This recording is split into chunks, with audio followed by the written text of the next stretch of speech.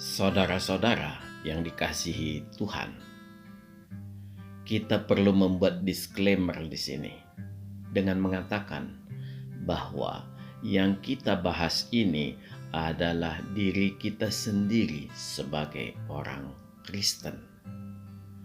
Otokritik bagi kita sebagai pengikut Kristus. Oleh karena itu, saya sangat berharap sekalipun ada orang Kristen yang berkomentar sangat menyakitkan, tetaplah bersabar.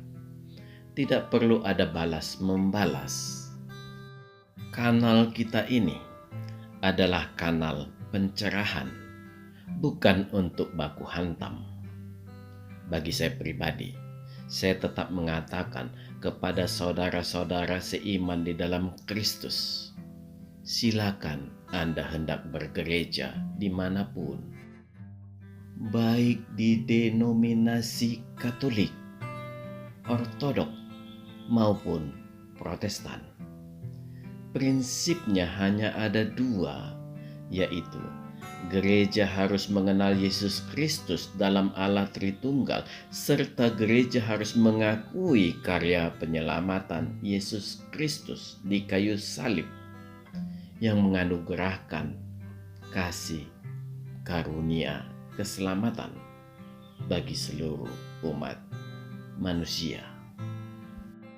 Bagi saya, dua hal ini sangat prinsip, tidak bisa ditawar. Sisanya adalah bagian dari ritual tata ibadah semata. Sekali lagi, saya ulangi. Tuhan Yesus Kristus sebagai firman Allah yang Tritunggal, serta keselamatan yang hanya melalui kasih karunia. Segala ritual harus berada di bawah kedua doktrin ini. Sebagai pelengkap dalam memahami video ini, saudara semua saya persilakan untuk menonton link sejarah gereja yang ada di kolom deskripsi. Seluruhnya ada 4 bagian di dalam 4 episode. Saudara-saudara yang terkasih, di episode ke-13 ini kita melihat riuh rendahnya dunia medsos yang mempertontonkan pertikaian antar denominasi agama Kristen, khususnya antar Protestan dan Katolik. Karena inilah saya pernah mengatakan di season ke-9 episode 17, Yesus Kristus menangis melihat gerejanya. Masing-masing denominasi malah mengajak umatnya untuk melawan umat Kristen lain demi membela ajaran denominasinya sendiri. Sungguh membuat sedih.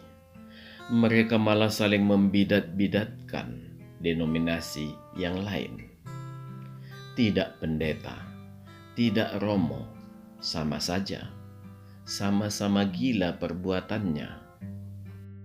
Tidak satu pun yang bisa ditiru dari perbuatan mereka ini. Sebenarnya, ini merupakan pengulangan yang sudah terjadi sejak abad kedua. Saya ulangi, sejak abad kedua. Tetapi, kemasan yang menarik dari video yang baru atau yang direpro ini justru semakin mempertajam perbedaan sudut pandang yang keblinger. Mengapa saya katakan sudut pandang yang keblinger? Memang harus diakui, kalangan Protestan harus mengerem komentar-komentar miringnya terhadap denominasi yang lain. Sebaiknya kalangan Protestan harus mau memilah, mendalami, dan menganalisis mana-mana yang hendak dibahas. Mengapa seperti itu? Harus kita akui, tidak semua hal bisa kita komentari. Pada satu titik kita harus tahu diri dan menghentikan semuanya itu.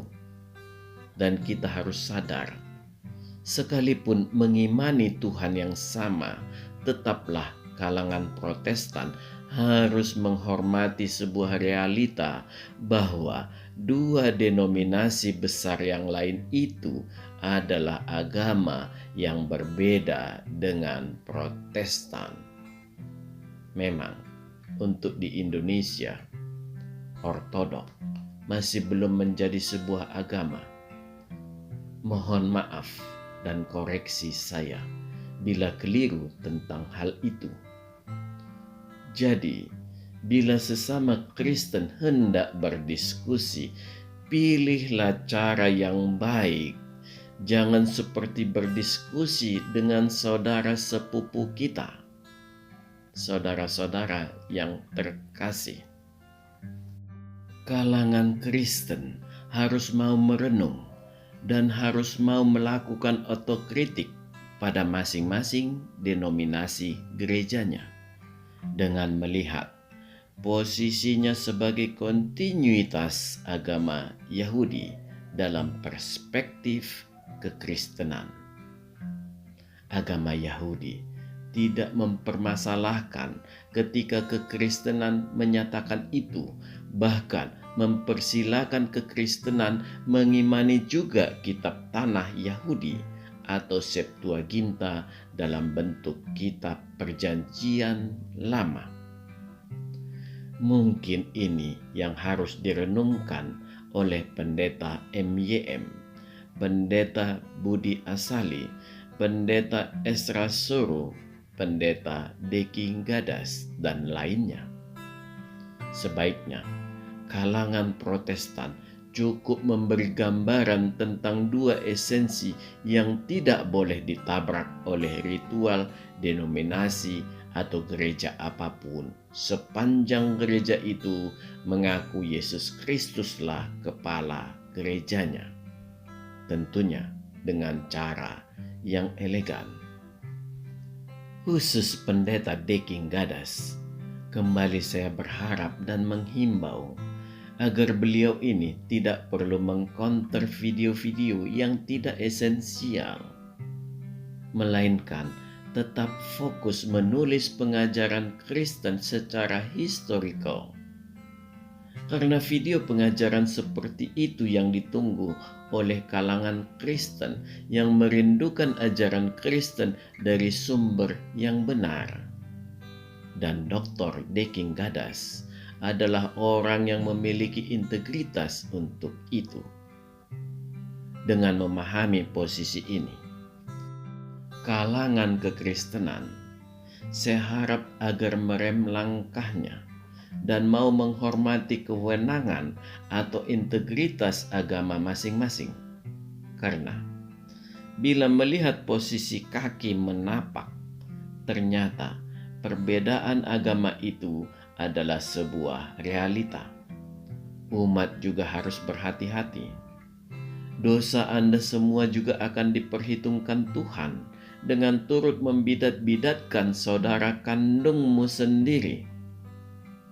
Saya tegaskan lagi, itu saudara kandungmu sendiri. Belajarlah, sehingga Anda bisa memberi masukan ke pemimpin agamamu. Lebih baik engkau memarahi pemimpin agamamu daripada engkau membidat-bidatkan saudara kandungmu. Itulah esensi otokritik. Saudara-saudara yang terkasih, bila kalangan Kristen melakukan itu pada agama Islam dalam konteks membela iman, itu tidak salah. Karena Islam adalah agama yang belakangan muncul dibandingkan kekristenan. Mengapa di sini saya mengatakan kekristenan? Ini disebabkan serangan-serangan Islam pada kekristenan.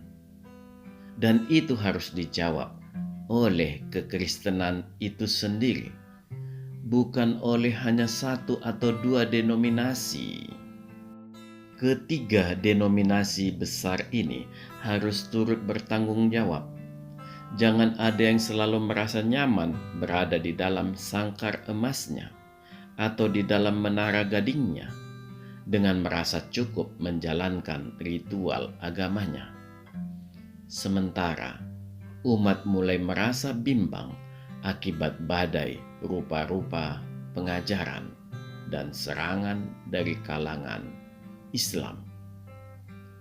Inilah saatnya saling bahu-membahu untuk menolong umat dalam pengajaran.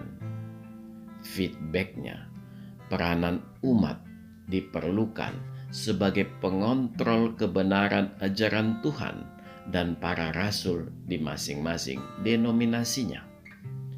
Hanya umatlah yang bisa mengontrol sepak terjang para pejabat gerejanya sendiri, karena dia yang mengalami interaksi secara langsung. Ingat, jika kita melakukan kontrol terhadap kebenaran sebuah ajaran, itu adalah demi keselamatan kita sendiri. Caranya adalah selalu mengkalibrasinya pada Alkitab.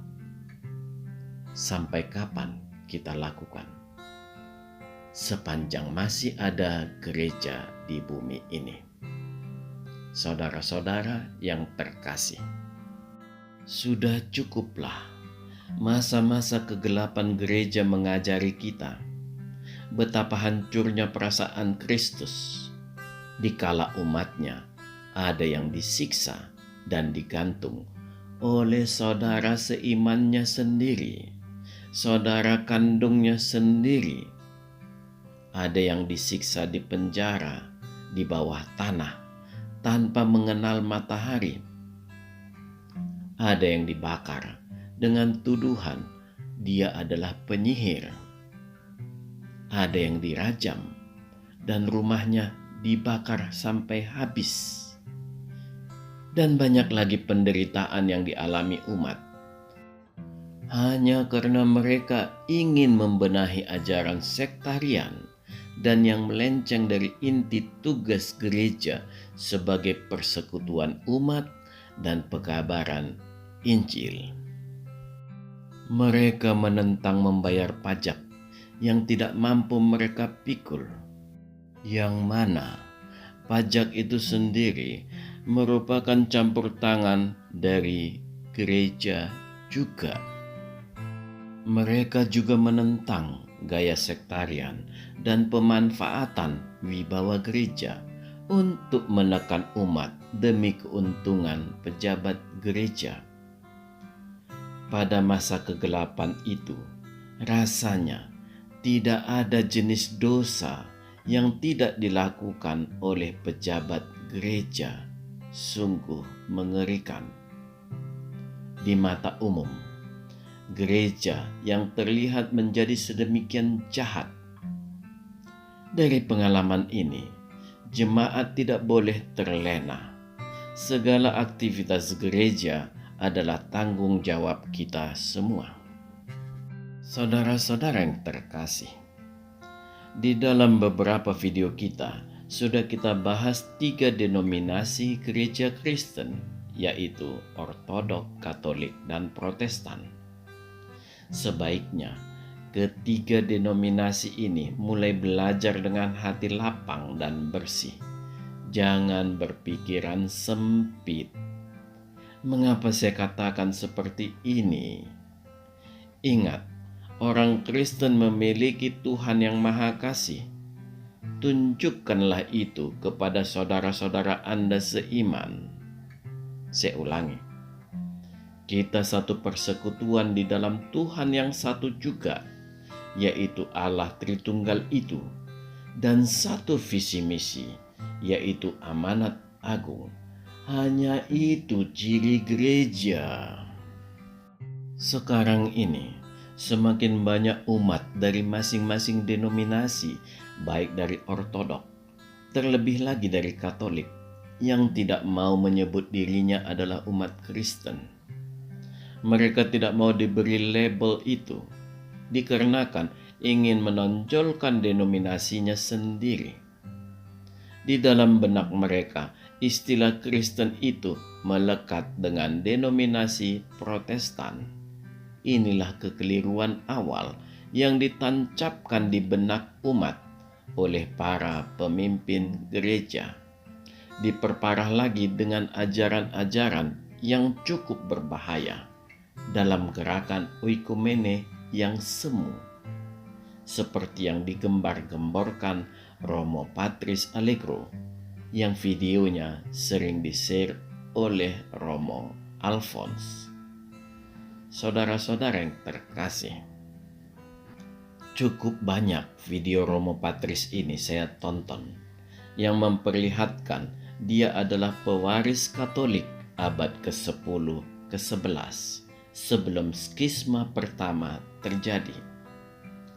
Banyak video kedua Romo ini yang sangat berbahaya dan bisa memungkinkan terjadinya kembali skisma seperti abad ke-11. Nanti akan kita lihat mengapa begitu berbahayanya video-video kedua Romo ini, terlebih Romo Patris Allegro. Bagi umat Kristen secara umum, saya menghimbau, lepaskan gerakan anti memakai istilah Kristen itu dari pikiran Anda. Tanamkan bahwa itu artinya sebagaimana yang sangat kita pahami adalah pengikut Kristus. Nanti akan kita lihat mana istilah yang lebih dahulu muncul, apakah istilah Kristen atau Katolik. Dan Katolik juga, Katolik yang mana? Sekali lagi saudaraku semua, ini bukan kritik antar denominasi, melainkan otokritik kita sebagai sesama Kristen. Hal ini perlu ditunjukkan pada Romo Patris. Jangan alergi pada istilah Kristen, terlebih lagi pada istilah Protestan. Kita tidak akan membahas lagi tentang kemunculan istilah Katolik.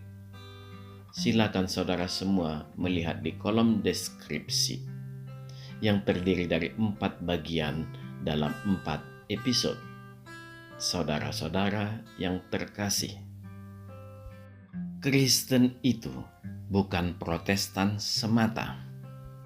Romo Patris sadar hal ini, tetapi dia tetap bertahan pada kungkungan istilah Katolik yang dikemasnya sendiri. Yang bisa kita yakini pasti berbeda dengan yang dimaksud Gereja Katolik Roma. Entah mengapa, perasaan kita tidak nyaman melihat cara dia mengajar ini. Sepertinya sulit kita temukan kebersihan dari dalam hatinya antara Protestan dan Katolik. Bisa jadi hal ini terjadi juga pada kalangan Protestan yang membahas tentang ritual atau pengajaran Katolik. Harus kita katakan, Protestan tidak boleh melakukan itu sama sekali, dikarenakan itu sudah melompat pagar ke agama orang lain. Sebaliknya juga, Romo Patris dan Alphonse jangan menabrak apa realita yang dikisahkan sejarah. Kita akan lebih menyorot video Romo Patris yang terlihat seperti buah pikirnya sendiri yang bisa meracuni umat.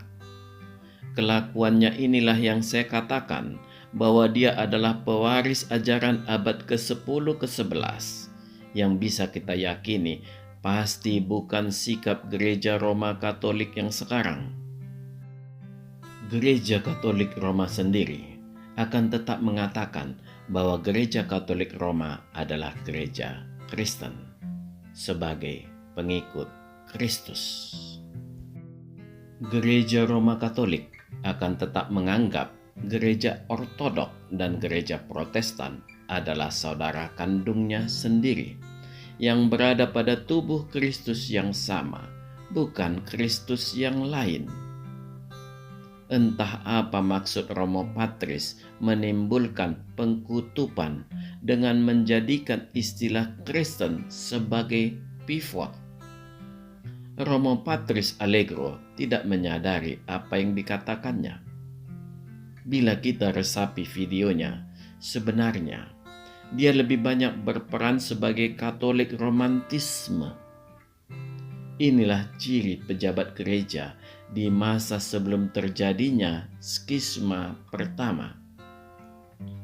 Tidak mengherankan, kelakuan mereka berdua ini bisa menimbulkan skisma kembali justru di kalangan Katolik itu sendiri, serta rasa permusuhan antar umat Kristen.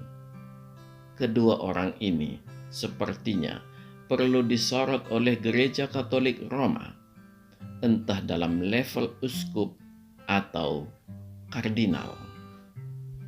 Saudara-saudara yang terkasih, Anda dapat melihat isi video kedua romo ini serta efek yang ditimbulkannya. Seperti Alkitab dibuat oleh Gereja Katolik, doktrin dibuat oleh Gereja Katolik. Gereja Katolik adalah universal, masuklah ke Katolik. Keselamatan hanya ada di dalam Gereja Katolik. Segala-galanya adalah Katolik. Para rasul beragama Katolik karena kuburannya di areal kuburan Katolik. Yesus Kristus juga beragama Katolik. Ajaran-ajaran mereka yang seperti inilah yang sebenarnya sering dipertanyakan. Mengapa cara berpikir saudara sepupu kita kembali kita tiru dengan tingkat kebodohan yang lebih parah? Mengapa lebih parah? Karena kita sudah tahu hal itu keliru, tetapi kita lakukan lagi. Segalanya serba Roma. Segalanya serba Romawi. Bila Anda melihat klaim seperti ini, bisakah Anda membedakan klaim Romo Patris dan Romo Alfons ini dengan agama saudara sepupu kita? Tidak heran, bisa jadi suatu saat nanti kedua romo ini akan mengatakan meja dan kursi adalah Katolik. Bahkan Muhammad juga adalah Katolik. Kondisi ini harus kita pelajari dari awal sejarah gereja agar para saudara semua jangan memiliki pemikiran yang terkotak-kotak.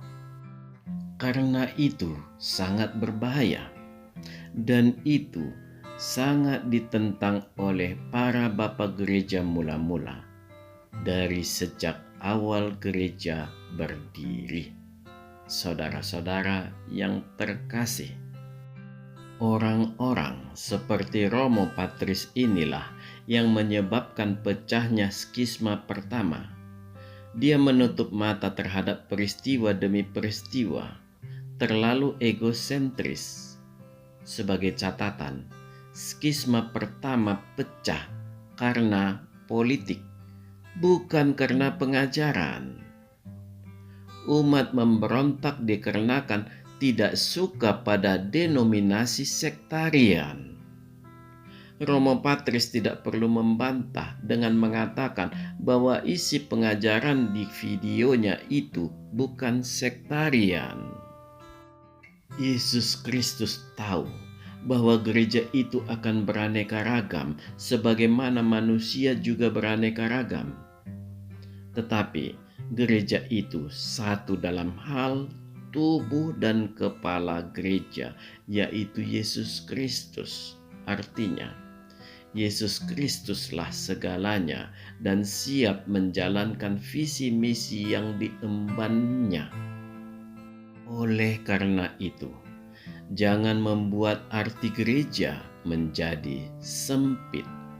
Saudara-saudara yang terkasih, sebaiknya kedua romo ini baik Patris maupun Alfon, mau melakukan pemeriksaan diri sendiri, mau melihat sejarah gereja itu sesungguhnya seperti apa. Sekali lagi, bukan permasalahan tata ibadah atau ritual. Silakan saja menjalankan ritual masing-masing sepanjang tidak bertentangan dengan dua hal doktrin kekristenan, yaitu Tritunggal dan kasih karunia. Sekali lagi kita ulangi, dua skisma besar gereja terjadi bukan karena pengajaran, tetapi karena perilaku manusianya dalam menjalankan roda aktivitas gereja. Skisma pertama terjadi karena alasan politik berlatar belakang realita sektarian. Gereja Katolik mula-mula muncul bukan karena adanya keinginan gereja Kristen ingin menguasai pemakaian istilah Katolik. Sama sekali tidak ada keinginan atau pemikiran itu. Mereka tetap sebagai gereja Kristen. Sikap mereka sebagai kesatuan umat Tuhan diperlihatkan dengan memakai istilah AM atau Katolik. Jadi, sangat berbeda dengan yang dimaksud Romo Patris dan Alfon. Saudara-saudara yang terkasih, memanglah sejak awal gereja tidak dimaksudkan dalam arti sempit. Oleh karena itulah, gereja di awalnya dikatakan sebagai gereja Kristen yang am atau yang Katolik, yang artinya universal atau umum. Oleh karena itu, jangan ditarik menjadi sebuah nama gereja Katolik. Inilah clue untuk mendalami sejarah gereja. Seharusnya clue ini sendiri sebenarnya tidak kita perlukan, karena kita dengan mudah dapat memahaminya. Sekalipun Katolik dipakai menjadi sebuah nama, tidak ada yang salah. Tetapi arti awalnya tetap dipertahankan dan jangan menjadikannya eksklusif untuk meniadakan denominasi yang lain. Bahkan eksklusif dalam pengajaran juga tidak mengapa, asal tidak menyeret gereja menjadi sektarian. Inilah cita-cita awal pemakaian kata Katolik atau yang am itu. Dengan demikian, bila gereja Katolik yang sekarang ini memiliki ritual tata ibadah yang sama di seluruh dunia, itu juga bukan hal yang salah. Tetapi, jangan menganggap denominasi yang lain adalah makhluk Pluto. Janganlah hati kita menjadi jahat. Tetaplah segalanya berintikan kasih karunia karya keselamatan di kayu salib. Segala fokus kepada Yesus Kristus. Artinya, tidak ada lagi yang lain antara umat dan Yesus Kristus. Itulah prinsip kesadaran yang berfokus pada Yesus Kristus. Saudara-saudara yang terkasih, marilah kita melihat apakah ada cita-cita para rasul Tuhan ketika membangun gereja, memiliki pemikiran untuk memiliki satu ritual atau satu tata ibadah di seluruh dunia. Di sini kita tidak memaksudkan hendak mempermasalahkan ritual. Segala ritual, baik tata ibadah maupun waktu ibadah, sepanjang itu tidak melawan doktrin gereja mula-mula, tidak masalah. Yang membuat masalah apabila ritual kita itu dikatakan merupakan cara memperoleh keselamatan. Bila itu terjadi, silakan masing-masing jemaat denominasi yang bersangkutan melakukan kontrol sendiri. itu kaitannya bukan keselamatan gereja, tetapi keselamatan Anda sendiri. Banyak juga gereja kesukuan terlihat seperti eksklusif, terlihat juga seperti sektarian, melainkan hanya sekedar teknis pelaksanaan. Marilah kita melihat perjalanan 3 denominasi ini yang lolos dari 2 gempa besar yang melanda gereja Kristen milik Tuhan, yang merupakan hasil pertumbuhan dari gereja Kristen Katolik mula-mula. Saudara-saudara yang terkasih, jadi dari awal gereja itu mengarah ke universal. Ini berjalan sampai abad ke-5. Bahkan pada satu titik sebenarnya gereja Marcion akan lebih besar dari gereja Katolik mula-mula. Dalam hampir 400 tahun, gereja Marcion bertumbuh dengan pesat dikarenakan menuntut kembali ke ajaran Rasul Paulus, yaitu kepada iman.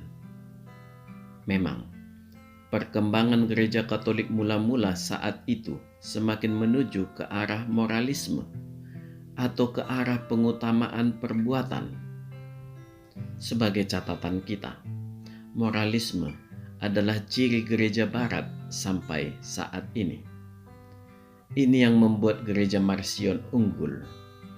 Tetapi umat juga sadar, Marcion sekalipun secara pengajaran tidak muncul pengajaran gnostiknya, tetapi secara pemikiran gnostik itu ada pada diri Marcion.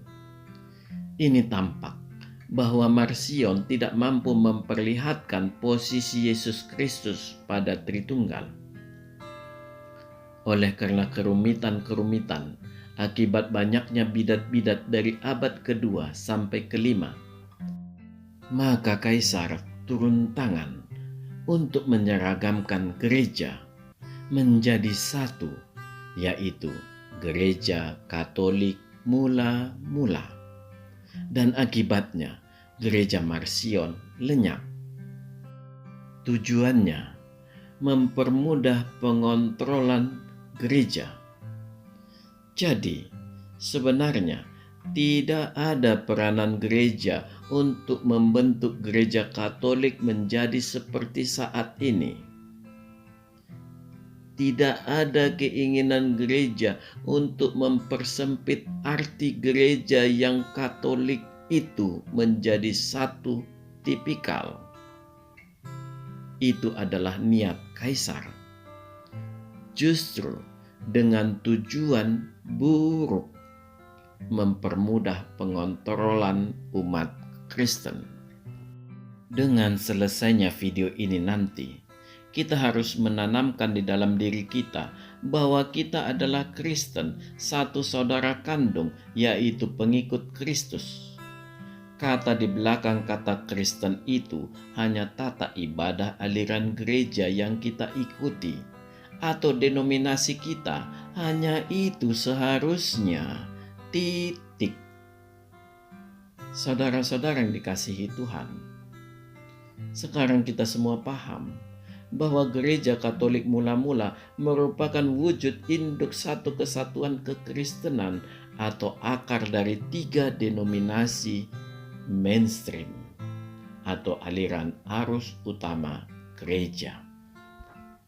Jadi, bukan gereja Katolik Roma yang seperti sekarang ini. Dan ini berlangsung sampai tahun 1054, di mana pada tahun ini terjadi skisma atau perpecahan yang sangat besar pada gereja Katolik mula-mula yang terbagi 2 menjadi gereja Barat atau gereja Roma Katolik dan gereja Timur atau gereja Greka Katolik atau gereja Ortodok, dengan kiblat masing-masing ke Roma dan Konstantinopel.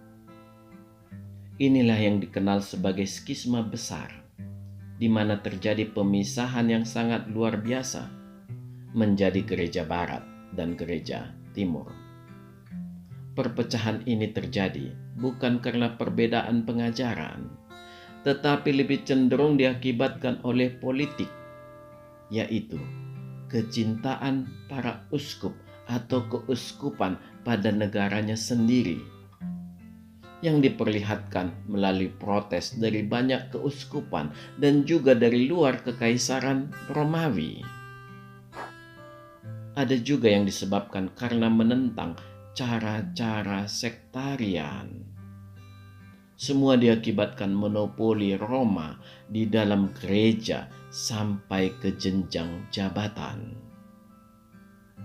Jadi, setelah tahun 1054, ada dua aliran arus utama gereja atau denominasi, yaitu Gereja Roma Katolik atau Gereja Barat dan Gereja Timur atau Gereja Gerika Katolik atau Gereja Ortodok. Situasi ini bertahan sampai terjadi lagi skisma besar pada tanggal 31 Oktober 1517 yang dikenal sebagai peristiwa Reformasi Protestan.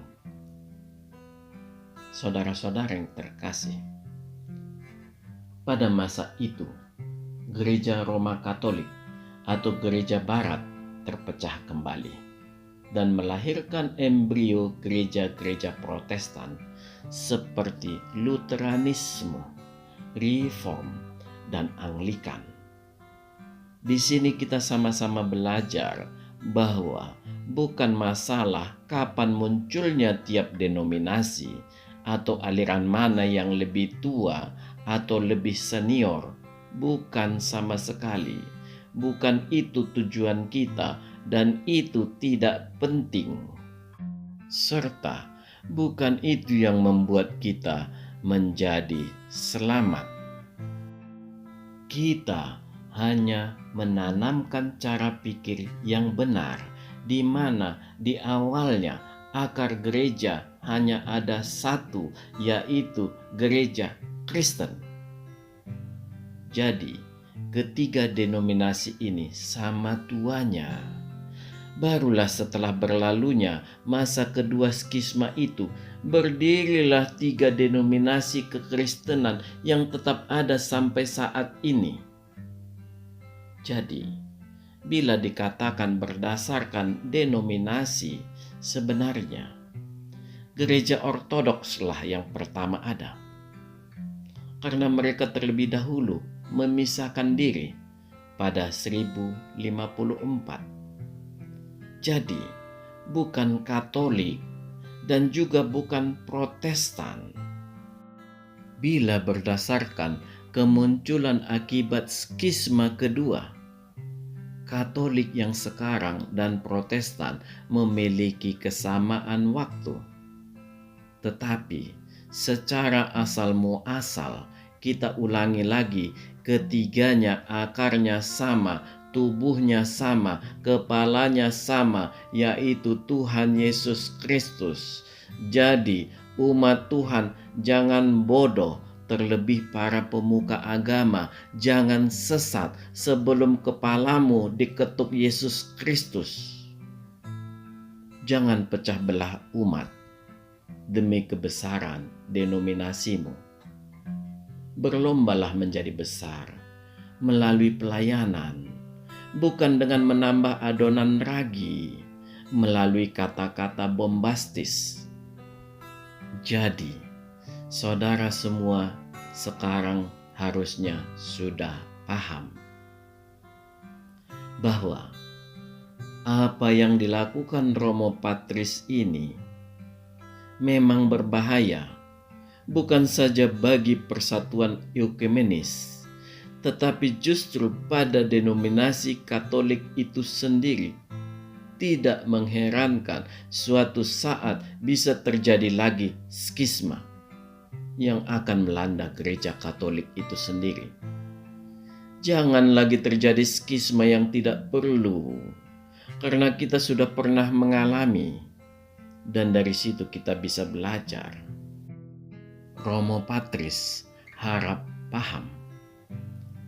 Okumenis itu tidak perlu merubah nama denominasi, tetapi memulai segalanya dengan berfokus pada Yesus Kristus.